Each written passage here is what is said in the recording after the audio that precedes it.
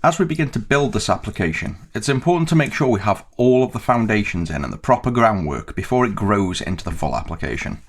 So at the moment we have the UI starting to be made so we can see something nice and visual. We added MVVM support, so now we have some nice views and view models. And I think the next step is, because page and navigation, the way it's going to work at the minute is to manually create the pages. We want to add some dependency injection so that we start to separate classes from each other, in a sense that it makes us think in a way where each class is not tightly bound to another, and each class has almost a single responsibility. These are principles that just lead to good development, and it's something we should implement at the start. You'll find out as we do this how much the flow and natural thought pattern of how you make this application will already change quite drastically even at this stage. So let's just take a look. We have right now the application that looks like this. Let's just spin it up so we can see. We've got the sidebar here that we can now double click to open and close, and we can load in pages here. Let's first start by adding a dependency injection, and the one we're going to use is just the Microsoft dependency injection. It's built in now, and all we have to do is install this NuGet package. We'll paste that into the command line and install.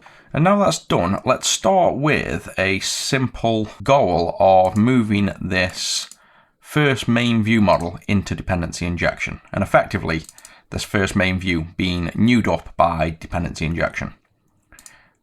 We'll go to the application, and this is where we'll do all of the construction. The whole point of this is really every dependency should be specified right here and nowhere else. That's ultimately the goal. So that when you are creating an application or testing, you only have to go to this spot to replace your services and redefine the application. It makes things easy on unit testing, as well as being able to swap out parts of the application for others much easier. We start with, in this case for Microsoft's dependency injection, we'll start with a collection, and it's a new service collection. In this collection we need to add, as you can see here, add some singleton. Now, we are not going to add the app, that's just the IntelliSense, presuming we want to add this class. But what we will do for the first one is make a main view model. So we'll add the main view model to dependency injection, and then instead of creating one here, just independently, it will now come from this collection.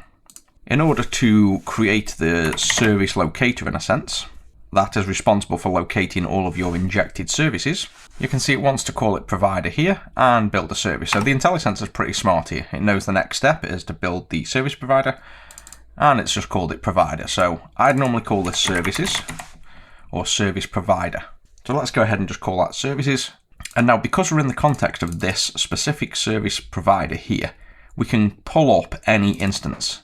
So here it's really simple to just go services.get, and you can do get service or get required service.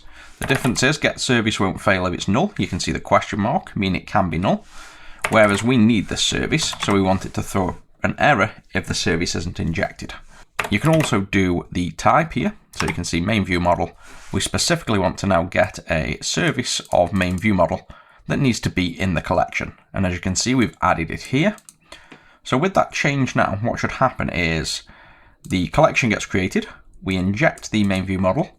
We then build the service provider that can now provide whatever services we've added here. And then instead of just newing up the view model, we just pull it from the dependency injection. So ultimately, it doesn't look any different than what we had, but let's just check that works. And there we go. The fact that it's built and run, we now know it works. And this view model now, the main view model, has actually been injected via the dependency injection. This gives us now power to say, because it's being created here, by being pulled in here, we can inject any other service in the constructor. So let's just say we'll inject a homepage view model as a singleton as well. Now if we go into here, we can do a homepage view model homepage. Now we won't store it anywhere for now, we'll just have it as the constructor. And because we're not doing, for example here, new main view model, where we would have to now specify a homepage view model, which would then have to be another new homepage view model. Because we are doing it through dependency injection, this service provider will look at all the collection and it will find that we already have a homepage view model. So we should find it gets injected into this constructor. This is part of the power of dependency injection. You can have things in constructors that are requirements of this class. And you can see right there, the home page has been created and newed up. And this is what we need to start thinking of in terms of creating the application and creating classes. That each class really wants the minimal amount of responsibility. You want to break up these classes if they have too many responsibilities, and then we want to inject into the class any other requirements it has, so any other services it relies on or classes, and leave it up to this collection here to do the legwork.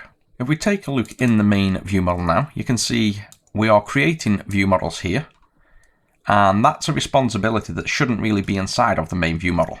You don't want the main view model responsible for creating specific pages. That should be part of the application, which should really lie in the top level here. So the goal would be to remove all of these from the main view model and inject them. So let's just remove them for now. And you'll see this will really end up requiring some other services as well, and some other techniques than just the dependency injection. But let's just try and stick to the one goal for now. So the obvious way that you can already figure out we can do this is we could just add a bunch of singletons now for every page. So you could do, if we start at the top, you could do action page view model. I'll just go in alphabetical order, looking down this list here. History page view model, home page view model, macros view model, process view model, reporter, and settings. So if we've injected all them now, what it means is the simplest way of doing this is we could put these back in for now, and instead of newing them up there, because that's not the responsibility of this class, you can have them injected here. And that means they don't necessarily have to be specifically this one or just a default new class. They can be anything that our application decides to pass in. So the way we'd have to do this then is a home page view model, home page, and then in here we'd have to do home page equals home page, and we need to repeat that then for every single class. And there we have that. If we run this again, we should hopefully find that this will still work and re-inject all of these view models into here, which it has. And everything still works as we'd expect. Now, this looks all nice and simple, and although this is a little cumbersome to inject every single page, and you are effectively making the main view model forcefully know about very specific pages, that's not necessarily an issue in this application because we have very hard defined pages. The main issue with dependency injection that you'll find, and what most people hit almost straight away and end up doing anti-patterns and injecting the service provider, by which I mean passing this service provider into another view model so it can call .getRequiredService. That's something you shouldn't do, but you can do. It's not the end of the world, but it's not really regarded as the correct way. The issue you'll run into is we don't really want all these as singletons. You try to keep everything out of memory that doesn't need to be sat in memory. So while we're not on the action page, we don't want this action page constantly in memory. Imagine if we have hundreds of pages or hundreds of subdialogues and everything was singletons. Eventually you're just going to use up more memory, or it's just generally not good practice. We only want to create the action page when we go to the action page. So what we want instead of a singleton is a transient. So a transient is simply created every time we call getRequiredService. So if we were to call here getRequiredService, and we wanted now the actions page view model, this would create a new instance of this class, and once we're done with it, it would dispose of it. So once the service that was calling this used it, it will get disposed. The problem here is now these are transients, so let's make them all transients, meaning they should get created one at a time.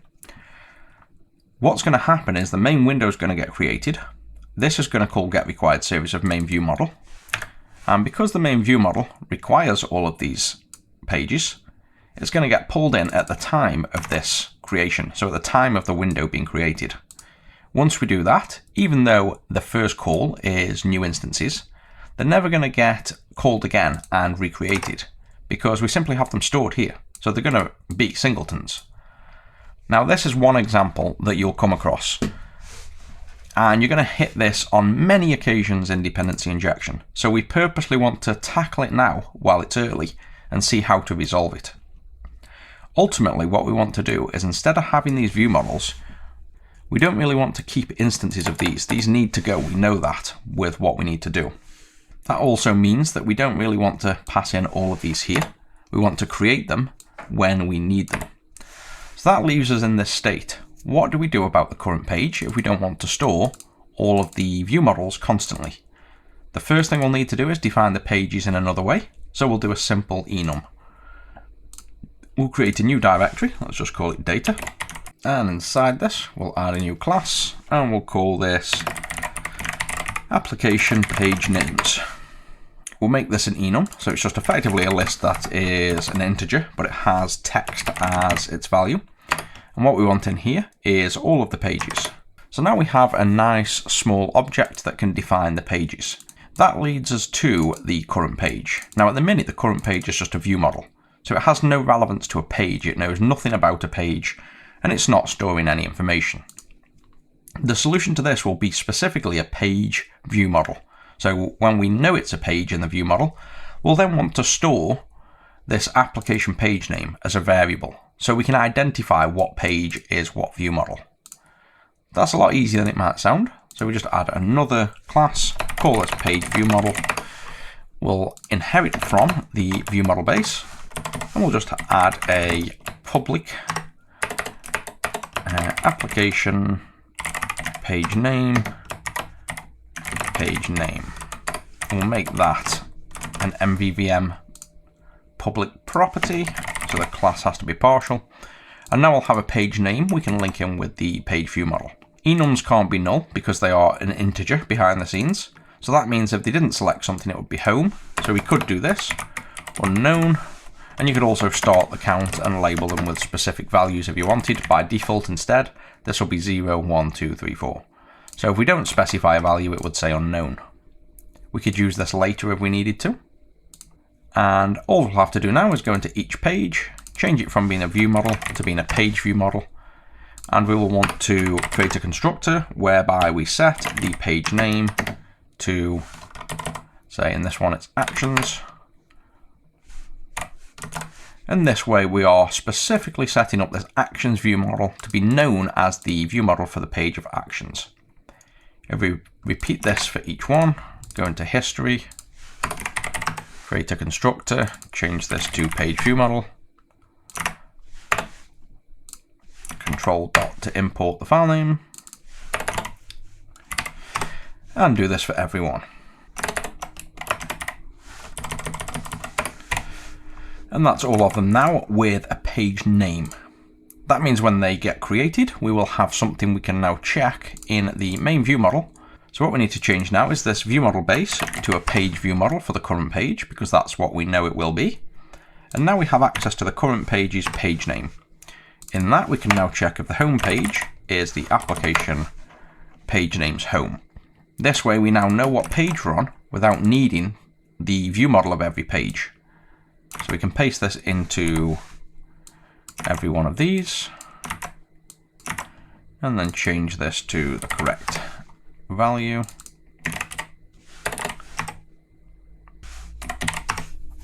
That fixes the way to check the page.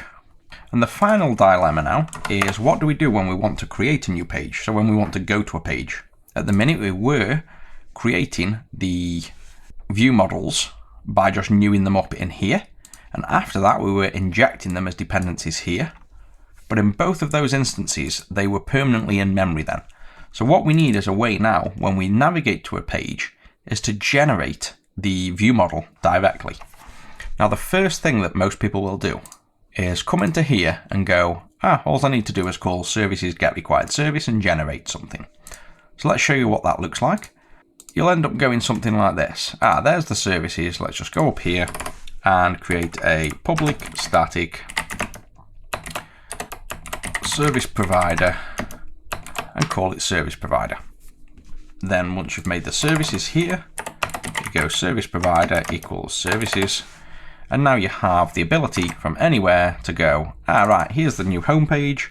I want to go to the app.serviceprovider.getRequiredService, and I want now the homepage view model. And that will work. You will generate the homepage. And in theory, this is what we're going to be doing. And then if you repeated that for all pages, that's literally how you could do the code. But this is an anti-pattern because what we're doing is sharing a static instance of the service provider. And that then leads to, for example, this main view. Looking at it here, you'd have no idea that this main view model relied on these services or this service provider. So if we were to delete this, now main view model would crash because when it comes in and tries to access the service provider, it's not going to be able to generate what it needs. So the dependency of this view model becomes unclear. That's kind of the purpose of not doing this. Because as soon as we do this, there's a hidden dependency further inside. By removing the ability to access the service provider, there's no hidden requirement in here. It's all bound up the top level. So this is a unique instance where we need to do this, but via dependency injection, without having to inject the service provider directly into here. Now you're going to learn two things in this video. So as well as dependency injection, we're also now going to chuck in what's called the factory pattern. And factories obviously make things, and that's the whole point of why they're called factory patterns or factory providers. And we want the factory to generate pages for us, so page view models. In which case, let's go ahead and just create a folder and call it factories. And inside of here, let's create one and call it the page factory. Nice and simple. And the job of the page factory is going to be to create the view models for pages. So we will want a public page view model, and we'll call it get page view model. Now it doesn't need the string, it can have the application name, page name, because that's the list of known names for all pages. And then what we need to do here now is create a new page based on the name of the page. So we can do a switch here. So if we were to do this, what we'd do is return, based on the page name, a property. So we'd switch out and we'd say page name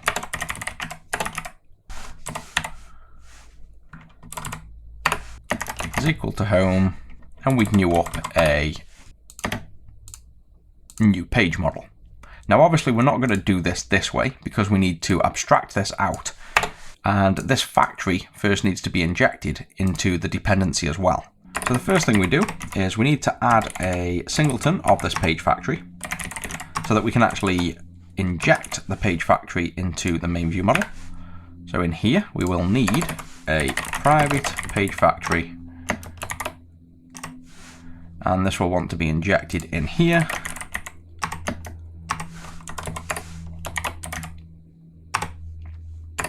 Now we have access to this class here, but the problem is we can't access the service provider in here to generate the view model still. And there's a trick around that. So in order to generate the views, as we mentioned, everything needs to be created here. But we don't want to do add transient and then it's not created. We actually need to add a service in here that can be called from dependency that actually runs and generates things at the point of being called. So to do that, what we'll do is bind to a function, which is effectively exactly what it says. It's a function. So like in here, this is a function. If we bind to one of those directly, then we can call it whenever we request the function as a dependency. So it sounds a bit confusing, but let me just show you what I'm on about. If we do add singleton again, and this time we do a function, so we're binding now directly to something that we're going to create here. As part of the function, we want to pass in the name, and we want to return the page view model. So this now is going to become, I just do control dot on that. This is going to now become something in here that needs to be a function, and it needs to return a page view model, and it accepts an application name. Now by doing this, we'll also gain access to the service provider in this function. So the first thing we do is this. We pass in X as the first parameter. This can be named anything, but this will be the service provider. And then because the thing that we need to return is actually a function itself, we'll then do a delegate, so it's an inline function, and we'll be passing in this name So this is very funky syntax, but trust me, this will work out. And now we're in the actual function. This is where we need to return. As you can see, it's now trying to return something. So we could just do that and return the homepage view model. But what we have access to now, as you can see, we have the service provider and we also have the name. So here's the names, and the service provider comes as part of this add singleton function. So you can see the singleton function has the service provider here.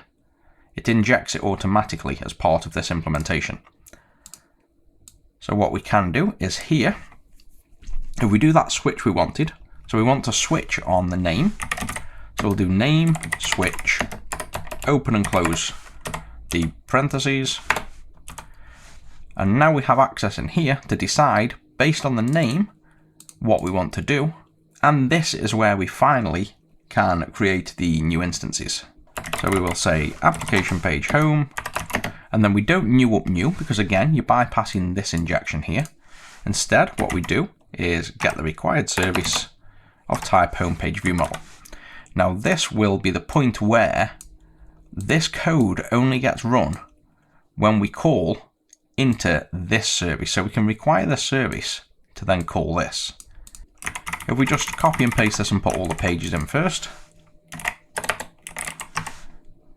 and each of these now can be process page view model, macros view model, actions view model, reporter view model, history view model, and settings view model. And you can see the whole goal of dependency injection is we're defining everything right here. So now the link between the enumerator for the page names and what view models get injected is still within this scope. The difference being now is when we do this get required service, it's going to pull a new instance each time.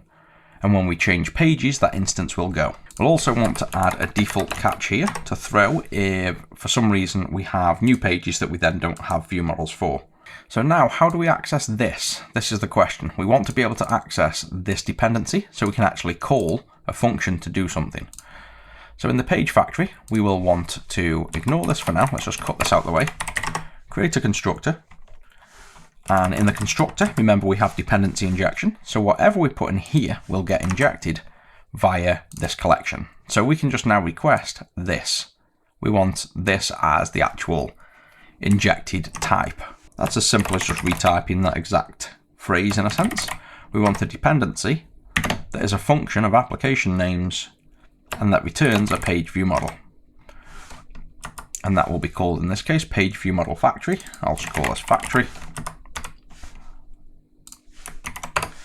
And then we can store it as a private read-only function of application names, page view model, page factory, and then in here you'd set this up like so. This should then inject this dependency, and now we have access to a factory. If we paste this back in, we can now do page factory dot, and we can do invoke, because the page factory, if you hover over, is the function. Now a function is a delegate that can be called and invoked. So at the point of calling invoke, this is what then executes this method in here. So this is a method that gets stored and doesn't get run when we pull this function in. It gets run only when we call invoke. So now we have effectively what you could think of in like C++ language as a pointer to this function. So we can run this bit of code anytime in the future when we want to execute this code on demand. So what we'll do by invoking this is we need to pass in the page name we expect. So we just pass that through, and now this function will have the name it expects, and we can now new up a view model based on the name. If you're not familiar with functions and delegates and factory models, this can all be very confusing, but hopefully you kind of understand the flow. We can also simplify this a lot. So whenever you have a class with a constructor that passes in properties that get set to private members, you can do a much cleaner way in the new C#. So we just do dot on here, primary constructor.